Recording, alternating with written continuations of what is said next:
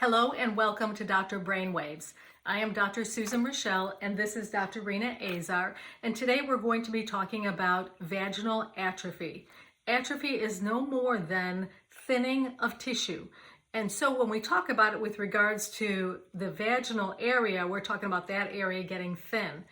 Atrophy, again, sometimes we will tell people that if you don't use muscles, they become atrophied or they don't work as well. So when people are sitting on the couch for hours and hours at hand, and they then try and get up and work out, their muscles don't work the way that they used to.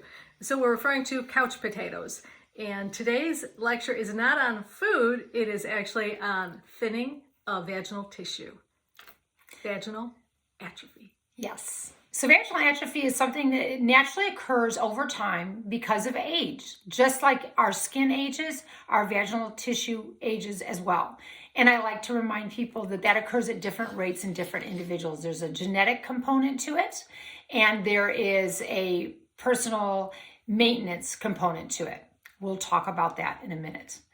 So the vaginal tissue is mucosal tissue. Just like what we have in our mouth and our nose, it is not squamous cell tissue, which is flat, like dryish tissue like we have on the rest of our body in our skin. Therefore, that vaginal tissue, being moist, has glandular cells in it. The changes that we see with atrophy are several-fold, and they are actually seen under the microscope. When you look at the vaginal skin under the microscope, you see that that skin layerage becomes thinner, that the glandular tissue elements, in other words, there's little pockets of glandular tissue that make moisture for the contents of the vaginal secretion. Those little areas of tissue start becoming less frequent, and also there's less blood supply, so there are less blood vessels coursing through the vaginal tissue. That all leads to thinning of the layers and dryness. That changes in turn the biome or the microbial environment, the bacterial environment that we all have in the vagina. You may want to see our video on biomes, which is a discussion about how we have different environments in our body that naturally have bacteria. Going back to the vaginal area, when that biome, the bacterial environment changes, people can have the symptom of recurrent vaginal infections or discharge that can be annoying.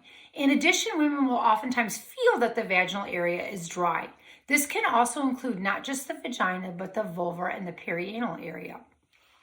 In addition to dryness, we often experience also pain with intercourse. That pain can be felt as dryness, or it can just be felt as a vague discomfort during intercourse that results primarily from the stiffness that develops in the tissue as they lose their moisture. I often tell my patients, if you think about a piece of bacon, how it has little folds in it, and it's moist and it has stretchability and slickness to it, that's a healthy vaginal tissue type phenomenon. But if you've had vaginal atrophy, think about what beef jerky is like. You lose the blood supply, you lose the glandular elements that secrete moisture, and that tissue becomes progressively thinner and drier, and along with that comes stiffness, and that causes pain with intercourse. So that's when you need to go to your doctor. You need to go to your doctor to tell them, I'm having these symptoms, and what consideration can we be given to treating it. Treating it does not include just throwing in oil or over-the-counter lubricant. Dr. Azar, do you find that some women, instead of addressing the problem, will actually not have intercourse anymore with their partner? Absolutely. And that's not acceptable. Come in and see your doctor and get that addressed. So we do have lots of different options, and they're not all pills. Actually, most of them are not pills, because we know that systemic estrogen, whether it's by mouth, pill, shot, pellet, doesn't seem to penetrate the vaginal tissue very well. Actually, most of the time we have to do a local application of a medication. There's a wide variety, and we do have options for people that want to avoid estrogen. There are creams, there's suppositories, capsules, tablets, and there is a pill by mouth that you can take. Some of these are expensive, but you may want to see our video on the pre-authorization process for medications, because these can oftentimes be pre-authorized and obtained for a very reasonable amount of money.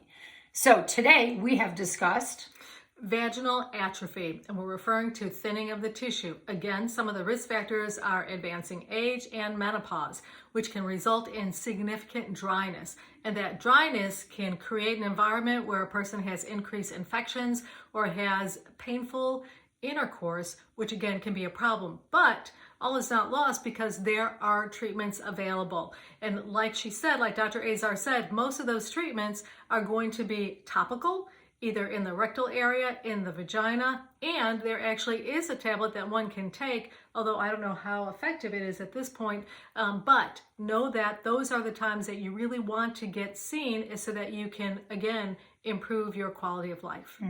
And just to know, there actually is a tablet. It is not estrogen, but it is made for vaginal dryness. You might want to see our video on specific treatments for vaginal atrophy. #biome.